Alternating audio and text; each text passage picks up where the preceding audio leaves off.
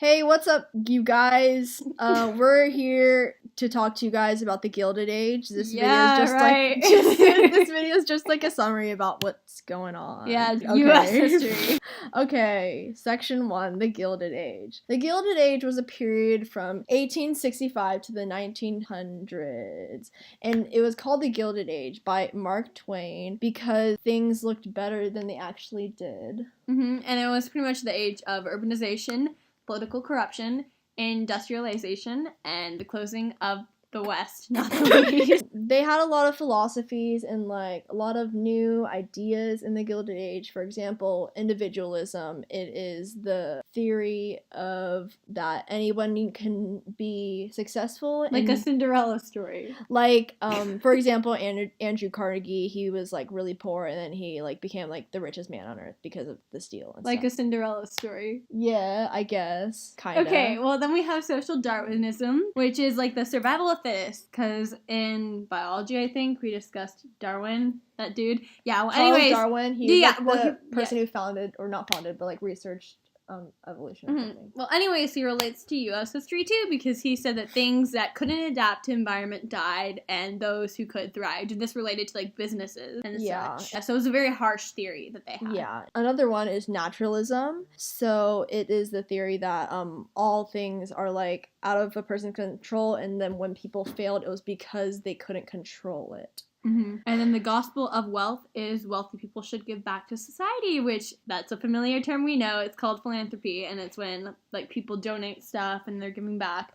And yeah, that's how it relates to present day. Education. Well, the government, I think, started making public schools so that immigrant children could be smarter. Yeah. The main reasons they created it was for Americanization. They were teaching immigrant children to be more American in public schools, and then it made them lose their culture, which was sort of a bad thing for them, but it was benefiting America, obviously. And also, African Americans in public school, blacks actually had to start their own school systems themselves because the government wouldn't do anything for them because they were like lesser than. And this was an example of segregation, but Booker T. Washington was an African-American leader that started the Tuskegee Institute in Alabama.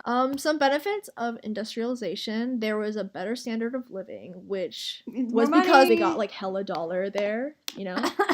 Heck up, we're keeping this PG. Oh, sorry. More entertainment and fun. There were like saloons and like vaudeville shows, which were like circuses, and then amusement parks. And the first one was Coney Island. We don't have Six Flags. No Six Flags. That's unfortunate. I've never been to Six Flags actually. That's a lot. Oh yeah, because you ditched me that one time. Oh my god! Section 2, Indian policies. Ranchers and miners were majority of the people who moved west, and trains, they transported people fast. There was more conflict with natives, shocker, because really they Thanks were for clarifying. Their land and killing their food supply, and obviously, you know, they were getting upset because Americans were just like, ruining their life. Yeah, and some examples of we're saying like a lot. Yeah, because we're like teenage girls. Some examples of like people killing natives because they wanted to stay in their land are Sand Creek Massacre, Battle of Little Bighorn. The Homestead Act of 1862 let settlers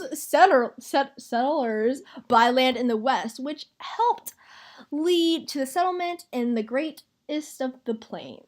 European Americans attacking natives for no reason. Part 2. The Battle of Bighorn, as we talked about in the previous slide. So the 7th Cavalry just tried to stop some natives from like uprising, but then they failed, and then all of the 210 people who were in the cavalry were all killed by the overwhelming amount of natives who fought against them.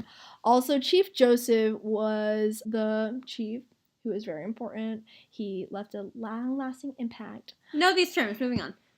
Oh my god, we Section 3. need that! We need to talk about the Indian Peace Commission. Okay, the Indian Peace Commission was a government body made to settle conflict between the natives and the Americans. They had to move to reservations and assimilate to American culture, for example, like becoming Christian and learning English. And the Dawes Act, another attempt to assimilate the natives into American culture, so they broke apart reservations into small plots so that they each have some land to farm, but they ended up failing because they didn't want to farm and they didn't really want to assimilate. So that's understandable, though. Section 3, the rise of industry. So the major reasons that industry rose was because rose, is that the right term for it? Yeah. Yeah, okay, rose. Had a lot of natural resources. There was a transcontinental railroad, and there's more people and innovation.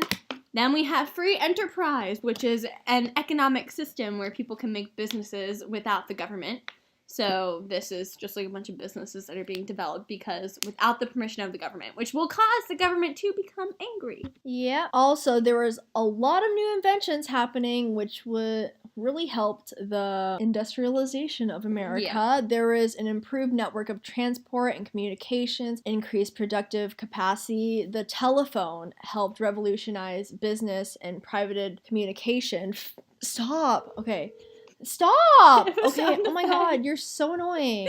Oh my god! The light bulb, created by Thomas Edison, helps cause the widespread use of electricity. And so factories could run at night, which made more products, which made products cheaper. This also raised the standard of living for industrialized countries. Moving on. Okay, so we have section 4, robber barons. Do you want me to go? Yeah, that's what okay. Robber barons were people who got rich off of swindling investors and taxpayers and bribing government officials. An example of this was the credit mobiler scandal, when like part owners of like a railroad company like cheated taxpayers of like millions of dollars and then just like scammed a bunch of people. Then we have Andrew Carnegie, which, Carnegie Mellon, please accept me. Oh my god. One of the richest men in the world by pioneering a new technique for making steel. And you might know him because of his amazing college. Carnegie Mellon, please accept me. Okay, there's also something called a monopoly. And we're not just talking about the king.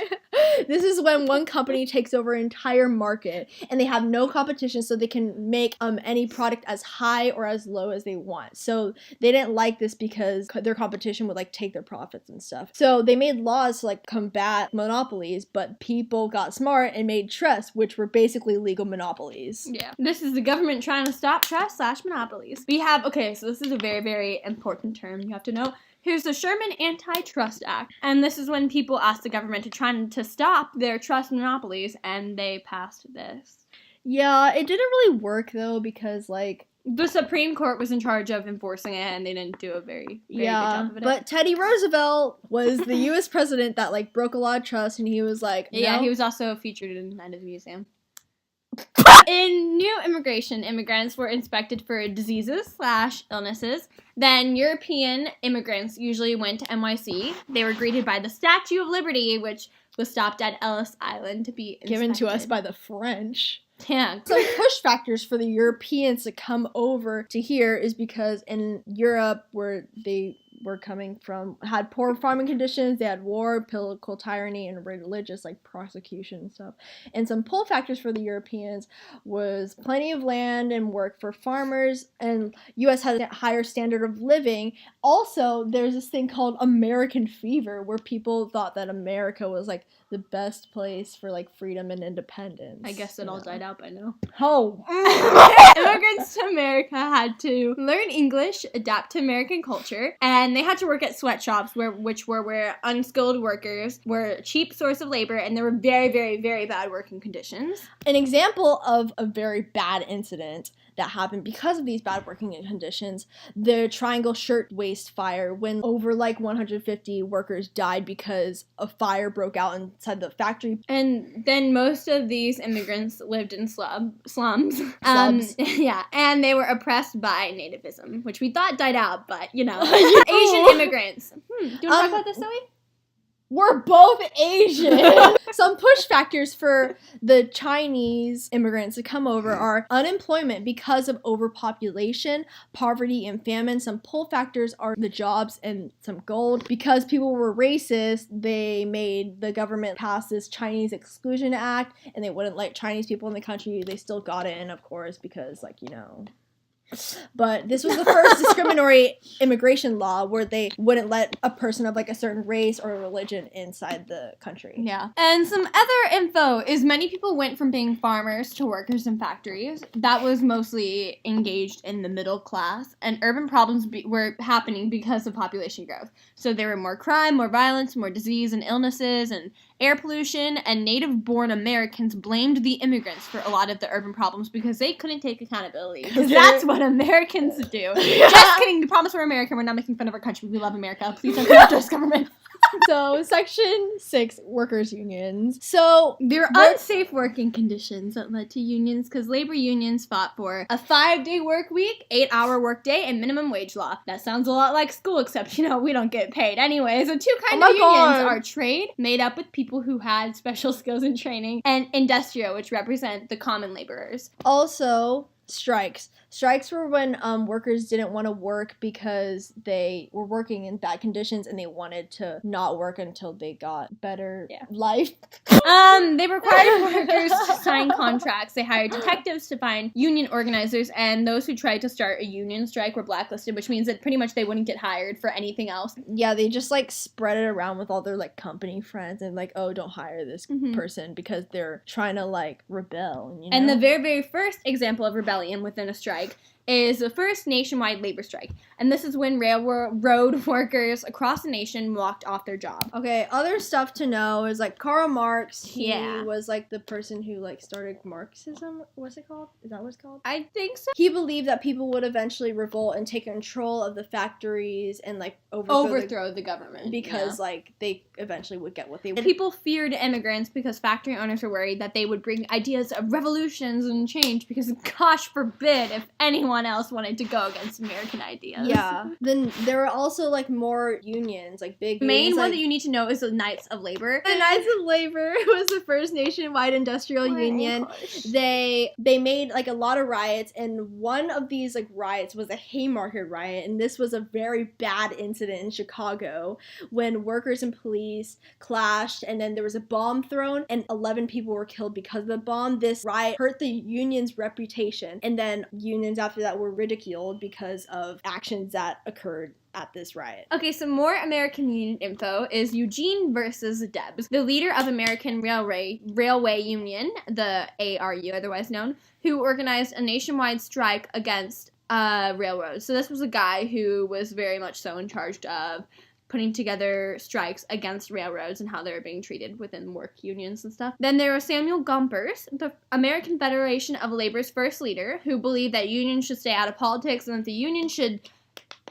I put union should stay out of politics twice, and that unions should fight for things such as higher wages and better working conditions, because that's what we all were hoping for, and he was the very, very first person of the leader of the American Federation, which is an example of a trade union, which if you go a couple slides back, you can find out. Trade union was basically the skilled workers. So. Women in the workplace. Women were greatly discriminated because they were women, they were lesser than men, so they were paid less than them, and most unions wouldn't include women. Well, the Knights of Labor did, but a lot of them didn't because they didn't want. Only a third of women worked as servants, which is still a lot, and then 1/3 worked as teachers, nurses, and secretaries, which were a little higher jobs, and then 1/3 were in industrial jobs. And then the Women's Trade Union League is the first union to address women labor issues, and this was created in 1903. Yeah. Section 7. Political reform. Patronage. That is the action of giving government jobs to people who shouldn't be given them in exchange for votes or help getting elected. In the 1800s, politicians tried to get rid of them. Half-breeds, they were the people who were Republican, but they weren't supportive of Republican policies. James Garfield was assassinated by a patronage seeker. Charles G. Guiteau? Sorry. Charles, whatever his name is, he wanted the James Garfield's vice president to be the actual president, so he killed Garfield, which isn't the best solution. But, but okay. Yeah. After this, the Pendleton Act was created, and this is when people had to pass an exam to qualify for a government job, which is why nowadays we have amazing government officials who know a lot about our country. Oh, yeah, Republicans and Democrats in the 1800s. Republicans were people from the Northeast and Midwest, and most of them were Protestant, and they called themselves the Party of Morality. Democrats, they were people from the South, the party of personal liberties. They believed that people should be free to do what they want. They were mostly Catholic, right? Mm-hmm. Yeah, and mugwumps, the Republicans who wanted reforms and therefore supported the Democrat candidate. Yeah, Grover Cleveland, who What did he do? He won. He was our president. Grover Cleveland was the president in 1885. He had to face with a lot of problems. There was a debate over patronage. There was many worker unions that were going on strike, and debate over high tariffs, and debate over who regulates interstate trade. So there was a lot of these ongoing problems that he had to face as a president. Haha, memes. Supreme Court cases that were cool. Important. Yeah, okay, Wabash v. Illinois, the Supreme Court case where they ruled that only the federal government could regulate interstate commerce, which led to the creation of Interstate Commerce Commission, which was where they could regulate the railroad industry and trade between states. The Sherman Antitrust Act, as we talked before, was created to, like, make trust not happen anymore, but it wasn't really effective. Once again, because like we said earlier, the courts weren't responsible for enforcement. And then we have politicalness. Political machines. These are informal political groups that were designed by politicians to keep power by providing voters, mostly immigrants, with life necessities in exchange for their votes. So pretty much these were people that were corrupting the people into voting for them. And this is a term we have later on. Also, these were led by party bosses. They were like elected, or like they just had like a lot of power. They ran big city political machines, so they had a lot of power within them. And the rise of these political machines and party bosses led to the rise in corruption, which is within the local governments, as party bosses could commit fraud. An example of a really, like, infamous party boss was William M. or Boss Tweed. He was the most famous of, like, the political bosses, and he was the boss of Tammany Hall political machine in New York City. He took like millions of dollars from like taxpayers and stuff, so he was not a good person. Populism. So problems faced by farmers. There were falling prices of farm goods. There were high tariffs on U.S. exports, increased goods farmers needed. What does that mean? Okay, so there's high tariffs on U.S. exports that increased the price of goods that farmers needed to that's what that means. So that they can like farm and stuff. And then there's also deflation, which is not a good thing, and then new inventions which made the farm goods cheaper than they actually were. So pretty much farmers were losing a lot of money. And the new technology helped farmer produce more crops, but it also causes the prices to fall. And the first national organization was the Patrons of Husbandry. First national organization for populism? Yes, populism was the Patrons of Husbandry, which was known as the Grange. In the presidential election of 1896, Republicans supported a gold standard and candidate William McKinley. Then the Democrats nominated the great orator William Jennings Bryan, who was a supporter of the unlimited silver. Okay, Section 9. Segregation begins. The Exodusters were like the thousands of African Americans that migrated. They went to the West, and they were stripped of the right to vote, and many other rights. But this is like a really big one. And so the southern governments like made it so that they couldn't vote. So they like own property, required them to pay a poll tax, and required them to pass a literacy test, which given their circumstances most of them cannot do, and that is understandable for them at the time. Okay. Because of what? And this was causing more of a segregation between. Yep. Okay. Another one. Jim Crow laws. That is a big huge one. Okay. The segregation in the South was enforced by these laws.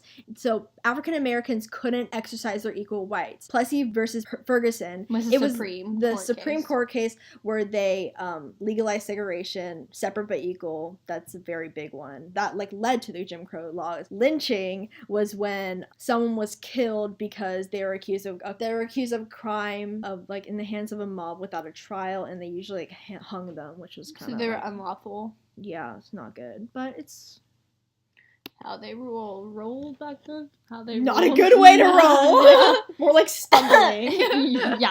Falling. These are important people you need to know. Ida B. Wells was a black writer from Memphis who started a campaign against lynching and who pushed courts to bring those accused of lynchings to justice. So this was another good example of what people were doing to solve problems that were given back then. Yeah. Booker T. Washington. He was an African American who thought that the way to stop discrimination was for African Americans to concentrate on economic goals rather than political goals, which means that maybe if they focused on their ways of making money and not worrying about the government, then maybe they would get more rights because they felt at the time that money was necessary. Because like we discussed earlier, money was the gateway in order to vote because they had to own property. pass a bunch of tests, and all of these require money. Also, as we talked about earlier, he like established the what's it called? He established a public school, which also was his way of concentrating on economic goals. Then we have W.E.B. Du Bois. He was an African American that challenged the government ideas and believed that the only way that African Americans could achieve full equality was to get a good education. And all of this led to the advancement of the National Association for the Advancement of Colored People, otherwise known as the NAACP. Oh my God, please! That's from Hairspray, if you get the reference. An organization that worked to improve living conditions for African Americans. And this is a very, very important organization that is around. This is a primary reason of what was effective from the segregation that was being created. Yeah. Mm-hmm. Yeah. And so that's all, folks. So we made this stuff. Okay. We hope you learned about We America. spent like a lot of time on this, so can you please like and subscribe? And if you want any specific lessons, then you should comment about that. Because we're really good at this. Yeah, definitely. Okay. It's cool. Okay, bye-bye. Wait, what the hell?